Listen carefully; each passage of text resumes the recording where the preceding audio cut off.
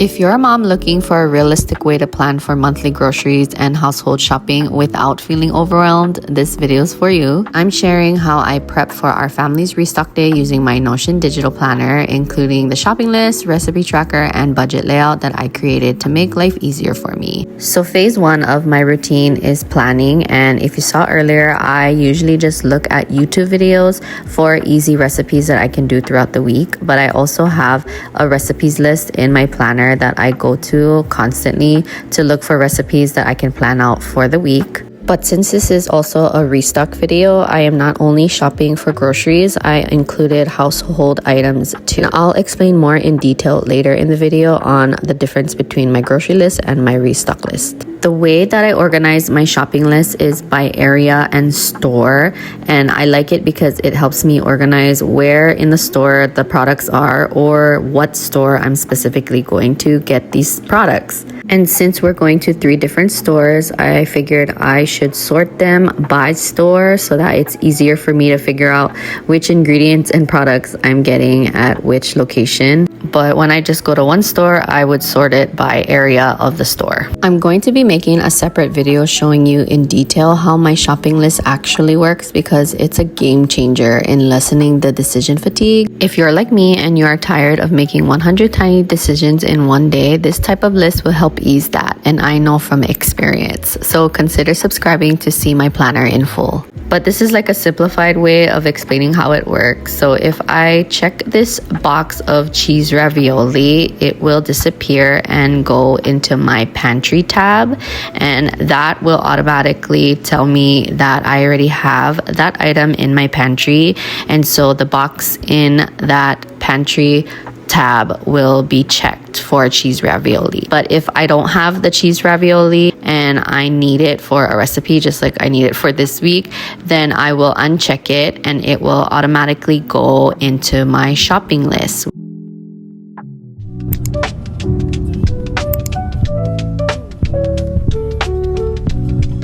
And now it's time to go shopping for the actual phase 2 of the routine, which is my favorite part. Even though I had to bring my little girl along, that was fine because her daddy was there to help me out. I use my phone to track my shopping list on there through my digital planner because it's easier and I can't carry my laptop around the store because who does that? Having a shopping list when you go shopping can help you in 2 ways. So the first way is it just tracks what you actually need to get in the store. And the second way that it helps is that it's your memory on paper or on your phone. Because I don't know about you, but if I go shopping without a list, then I am going to be buying any and everything that comes to mind or whatever I see. And then I will end up going home with 2 Italian seasonings when all I needed was oregano. So a shopping list definitely helps with lessening my overwhelm so that I don't make that mistake twice and I get the items that I actually need. If you're trying to spend less at the grocery store, then here is your 101 reminder to buy the in-store brand or the off-brand, whatever we're calling it, name of the product, because it is at least $1 or a couple of dollars cheaper, and you are pretty much getting the same product just in a different brand. Let's just call them the dupe version of the bougie brands. I've been doing this for the last couple of years and it saves me a bunch of money and it leaves me more room in the budget to buy things that are a little bit more costly. So make sure you do that the next time you go shopping. I actually like to buy food more at Walmart than I do at Target. I don't know, let's call that my unpopular opinion. I mean, in theory, Walmart is a little bit cheaper than Target with their food. So I don't know. Tell me in the comments, what store is your go-to for buying food? But even though we make a budget and we keep track of our budget and we follow the budget like 80% of the time, there are times where I go off budget and buy things that was not on the list. But being mindful of what you're buying off of the list is also important, especially if you have financial goals that you're trying to reach. Finances and money in general can be overwhelming, but in my experience, having a system in place is key to lessening that stress. Alright, we just finished Walmart. I did end up getting some things that wasn't on my list because I forgot about them. And that's okay, that's reality. We are gonna eat lunch and then we're gonna head to Target.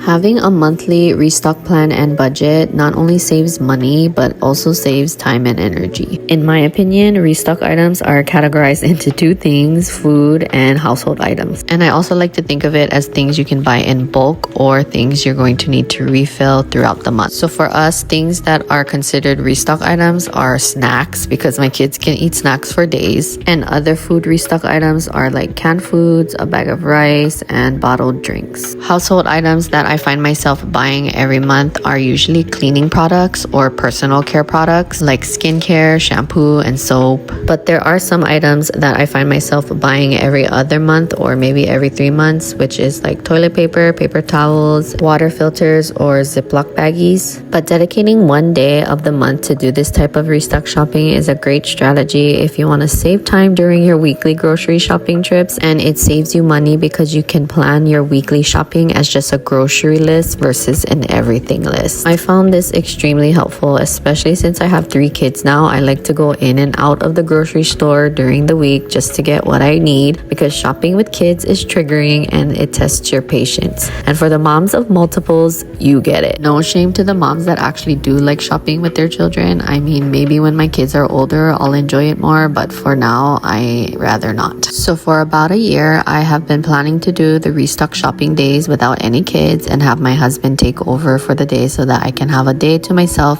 So if you're looking for ways to prioritize yourself and your own needs, I highly recommend putting one day in the shared calendar that is called Mommy's Restock Shopping Day, because shopping without kids is a luxury and is considered self-care for us stay-at-home moms. My husband and I were in our temporary sacrificing era a couple of years ago, and only this year did we start including our wants into the budget, like if he wanted new shoes or if I wanted makeup. It's all thanks to making goals, making a plan, and sticking to a plan that helped us get there.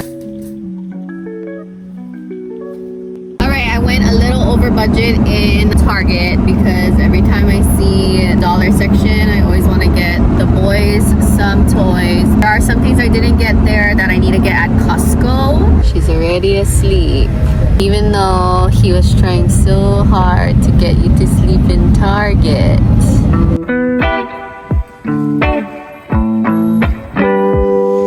We only have one Costco on our island, and it's crazy packed any and every time we go, so the crowds are already overwhelming. So to make it less overwhelming, you need a list, especially if you're like me and only plan to go to Costco once a month to avoid overspending, because everyone and their mother knows that Costco will make you spend more than you plan to, and in bulk too. So save your sanity and your wallet by just going to Costco once a month. The 3 things that are always on our monthly restock list for Costco is bottled water, bacon, and any type of snacks. Like yogis right now are our favorite this season. It is so easy to buy everything in sight when you're in Costco, and if you don't have a game plan, then you are done for. And believe me, I have been there. So if you can take anything away from this video, let it be that to make a list whenever you go shopping. It takes a lot of time up front, but in the end, your brain and your wallet will thank you. Now we just have hot dogs, liquid IV, and toothbrush. I don't think I'm gonna get liquid IV.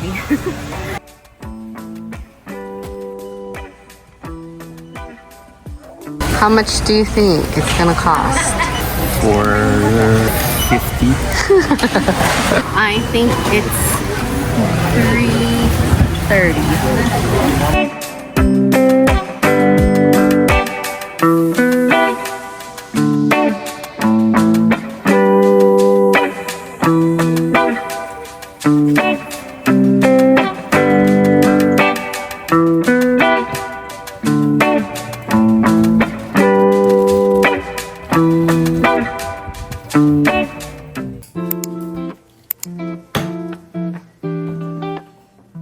Restocking the fridge and the pantry is my favorite chore, especially when you're restocking for the new month. Anyone else have the fresh start syndrome when it comes to welcoming the new month? Because same, restocking, resetting, prepping for the new month brings excitement to try and be better. I don't get to look forward to much since all I do is stay home majority of the time, so when the new month approaches, I always get excited to ring in the new year by setting new goals and planning for improvement. Monthly restock and reset days can look different for everybody, but for me, looks like restocking my house with the things that we're going to need for the month, and resetting means planning, making goals, cleaning, and also setting myself up for the month to be better and to try better. I've been splitting my monthly reset days into two. I wish I could spend a full day planning and resetting myself and my house for the new month, but that's just not realistic right now. With an 8-month-old and my boys are on summer break, so consider this video as day 1 of my monthly reset, which is where I'm specifically sharing how I plan for the restock shopping day, have the actual restock shopping day, and then show you what we actually spent, which is coming up in the next couple of minutes. But having everything restocked and ready for the new month brings joy to my face. Can you relate to that? Because I totally love that feeling. It's always a nice start to welcoming the new month. And creating a budget and tracking the spending plays a huge part into my reset routine because it sets the tone for how the month can go, just depending on what goals we have and then the actual outcome of the shopping itself.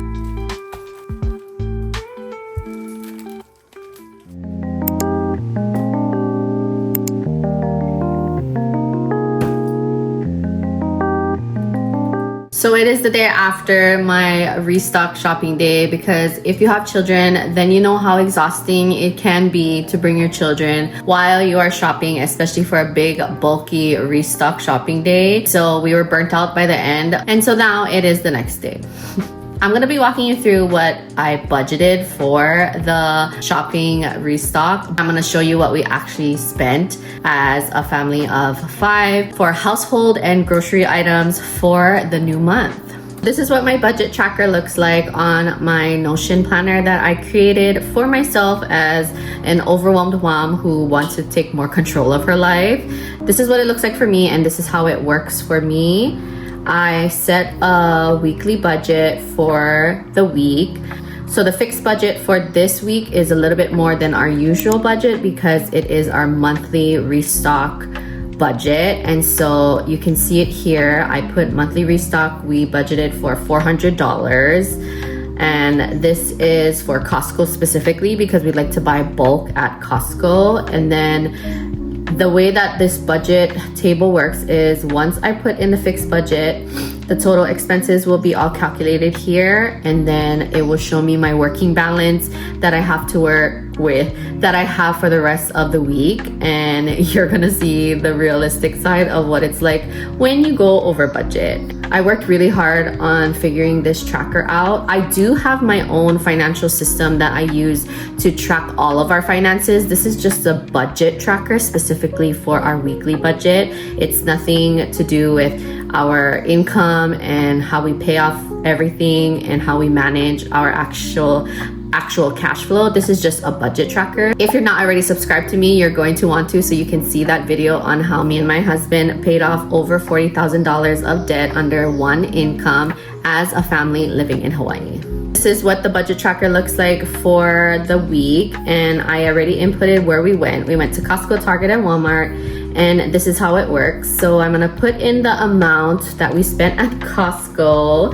Da-da-da, drum roll please. This is how much we spent at Costco. We always like to guess before we check out how much we think we're gonna spend, and who was the closest? I think me and my husband were both right at the same mark, but we spent a total of $392.66 at Costco. And you can already tell here that it goes automatically to the total fixed expenses, to the total expenses here, and it minuses the fixed budget, and the working balance is $307.34. But we did go to Target, and our total for Target was $209.51. And so I put here in the details $200 was our max budget, but what can you do, right? We spent a little over budget, not too bad, to $9. And so it calculated here into total expenses, and then my working balance left was $97.83. But we did go to Walmart, and Walmart's total was $181.58. Now that one was way over budget because my husband didn't tell me that he needed more than what he was asking for, and that's fine because this is not set in stone, and technically we're using his money anyway, so he can buy whatever he wants. But this is just a map of what we know we can spend, and if we go off budget, it's okay. We just have to be more cautious and really analyze what we're spending right now and then adjust it for the next month so that we don't go over budget, or so that we make room for a bigger budget, if that makes sense. And so he bought stuff for himself because he hardly does the restock shopping days anyway too. So we spent a little bit more at Walmart than we planned, and that's okay. So we got $181.58. And I'm no saint either, because if you saw the footage, I spent some money on the children when I didn't need to. Like, why? But it has become a bad habit to buy some toys for my kids in the Target dollar section whenever I go there. So don't get mad at me. And I'm just gonna delete the groceries part here because I technically bought the things that I needed for the week for groceries anyway. So only if I need to, I will eventually go to the store and buy something, like if I run out of like onions or something. But other than that, it's fine. But we didn't end up spending any money on gas this time because we were full tank for the week, and it'll probably be later on in the week we buy gas. But we did end up going to Panda's to eat lunch, and so that was a total of $30 even. And I have to add it into the budget here. And so as you can see now, in the working balance part of my tracker, it shows we are negative $113.75. So we went over budget to over $100. And is that okay? Yes.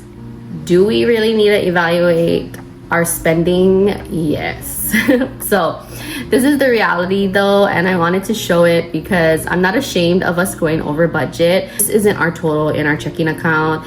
This isn't the way that we budget with all of our other fixed expenses and all of our credit cards and all of that stuff. It's not a reflection of the way we do our finances. This is the budget that I set for us to spend for our monthly restock and for our weekly budget. It really just depends on you, but this is the system that's been working for us. It just helps me and my husband to be more aware of how much we're spending, where we're spending it, and where we can cut back or where we need to add more. And if anything, I hope that just brings you comfort in knowing that you're not the only one going over budget, or you're not the only one that's tracking your budget, because we should romanticize tracking where our money is going and knowing where our money is going, because it is a good thing to know where your finances are. And so with that, I have to end the video here because my family just got home and this was my precious recording time, and I do not want the ruckus to start in the background while I end the video. If you like what you see, I hope you stick around. Don't forget to subscribe if you enjoyed this video, and if you want to see more of these kinds of videos, please let me know in the comments so I can continue making more of this kind of content, because I really do enjoy it. From one overwhelmed parent to the next, you are doing a great job.